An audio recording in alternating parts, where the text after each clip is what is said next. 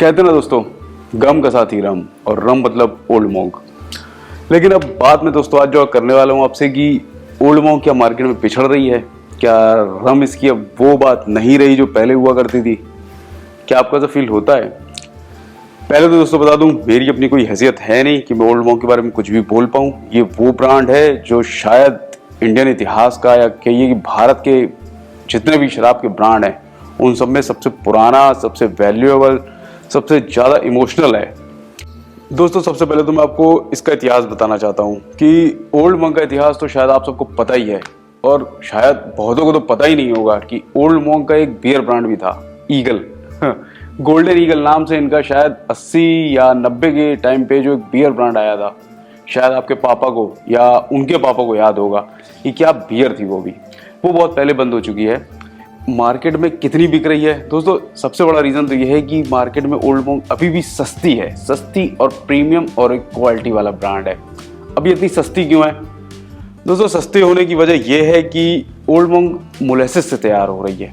Molasses तो आप सब जानते होंगे, जिनको नहीं पता उनके लिए बताऊं कि जैसे अब गन्ना है, गन्ने का जूस निकल रहा है, तो अब आप उससे चीनी बनाने जा रहे हो, तो चीनी बनाने के बाद जो बच गया है, जैसे आप छन्नी में कह लो बच गया, फिल्टर कह लो बच गया, जो बाय प्रोडक्ट इसका बच गया है वो है मोलेसिस, चीनी बनने के बाद। तो अब इस मोलेसिस से तैयार किया जा रहा है इस रम को, तो कहीं ना कहीं इसका जो बनने का प्रोसेस है वो सस्ता हो गया है, बाय प्रोडक्ट पीछे से सस्ता हो गया, इस वजह से ओल्ड मॉन्क सस्ती है। लेकिन क्या मैं ये कहूँ कि क्या ये उतनी टेस्ट नहीं रही जो पहले हुआ करती थी?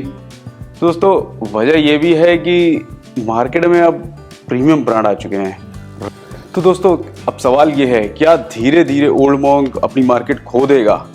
दोस्तों मैं अपने आप को इस लायक नहीं समझता कि मैं कुछ भी बोलूं, लेकिन शायद इस बात के चांसेस हैं, क्योंकि अफवाहें हर साल उठती रहती हैं तो कंपनी को एक बयान देना पड़ता है कि हम ऐसा कुछ भी नहीं कर रहे हैं। लेकिन आप अगर ध्यान हो, आपको प्रॉब्लम कहीं ना कहीं अवेलेबिलिटी की भी आने लग गई है, क्योंकि गर्मी में तो शायद बहुत कम लोग रम पीते हैं, लेकिन ठंड आएगी तो आपको शायद ओल्ड मॉन्क मिले ही ना, स्टोर से गायब हो जाएगी सीधी, क्योंकि पीछे से ही इसको रोक दिया गया है। अब ये प्रॉब्लम लॉजिस्टिक की कह लो, थर्ड पार्टी की कह लो, लेकिन ये है एक बहुत बड़ी प्रॉब्लम, क्योंकि कंपनी ने अभी तक जो डिस्ट्रीब्यूशनशिप है वो अपने हाथ में नहीं रखा, एक थर्ड पार्टी को दे रखा है। थर्ड पार्टी के थ्रू ये बहुत बड़ी प्रॉब्लम क्रिएट हो रही है, इनकी सेल और मार्केटिंग का भी बहुत फर्क पड़ रहा है। रम दोस्तों मार्केट में जो, अगर मैं आपसे टोटल कैपेबिलिटी बता रहा हूँ रम की जो इस टाइम पे है, उसमें ओल्ड मॉन्क कहीं ना कहीं पिछड़ती जा रही है। दोस्तों इस छोटे से वीडियो में मैं और ज़्यादा तो कुछ नहीं बोलना चाहता, लेकिन बस ये जानता हूँ कि ओल्ड मॉन्क शायद नई जनरेशन नहीं जानती, मैं जानता हूँ, मेरे पिताजी जानते हैं, और शायद उनके पिताजी भी जानते हैं अच्छी तरीके से। तो आधा इंडिया अच्छी तरीके से जानता है कि ओल्ड मॉन्क क्या है, और ये हमेशा बनी रहनी चाहिए।